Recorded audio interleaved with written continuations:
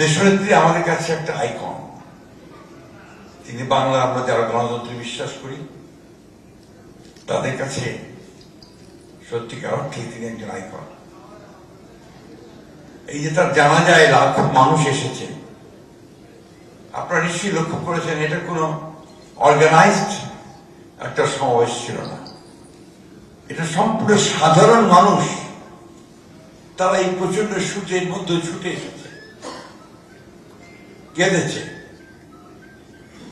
এখনো যদি আপনারা তার কবরে যান, গিয়ে দেখবেন হাজার হাজার মানুষ সেখানে আসছে, দোয়া করছে, জিয়ারত করছে। কারণটা কি? কারণ হচ্ছে এই নেত্রীর মধ্যে এই বাংলাদেশের সাধারণ মানুষগুলো তারা বাংলাদেশকে খুঁজে পেয়েছিল, তারা ভবিষ্যৎকে দেখতে পেয়েছিল। তারা ভেবেছিল যে তাদের আশা আকাঙ্ক্ষা পূরণ করবেন এই নেত্রী।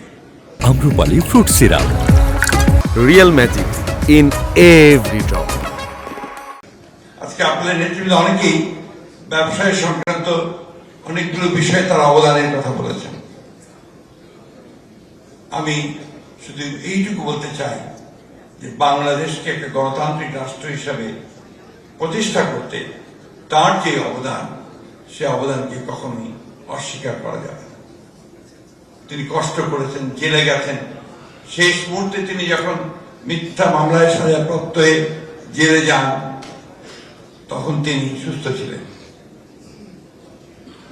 যখন তিনি জেল থেকে বেরিয়ে আসেন, 2 বছর পরে হাসপাতালে যখন তাকে আবার বন্দী অবস্থায় নিয়ে যাওয়া হয়, তখন তিনি হুইল চেয়ারে ছিলেন।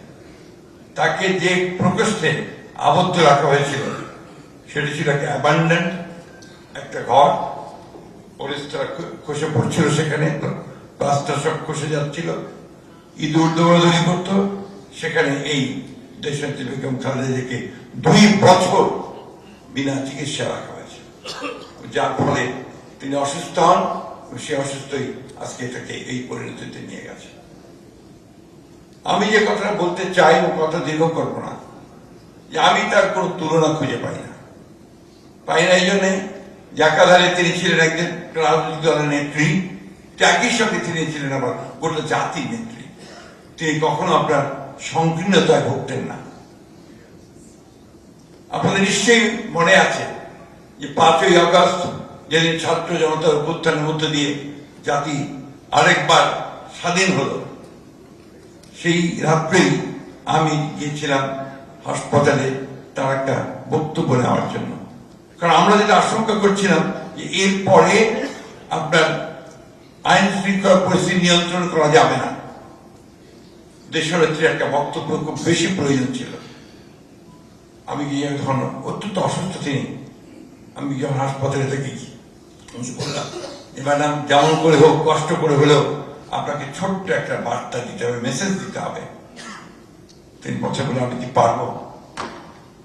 তাকে যাই ছিলেন বললেন পারবেন। আমরা সেখানে বসেই উনি ধারণা দিলেন, আমরা 4-5 লাইনের মধ্যে একটা বার্তা তৈরি করেছিলাম। সে বার্তাটি এত কষ্ট, এত নির্যাতন, এত নিপীড়ন, এত অত্যাচারের পরে তিনি যে বার্তাটি দিলেন, সেটি প্রথম ছিল প্রতিশোধ নয়, প্রতিহিংসা নয়, আসুন আমরা সবাই মিলে ঐক্যের মধ্য দিয়ে, ভালোবাসার মধ্যে দিয়ে নতুন বাংলাদেশ নির্মাণ করি।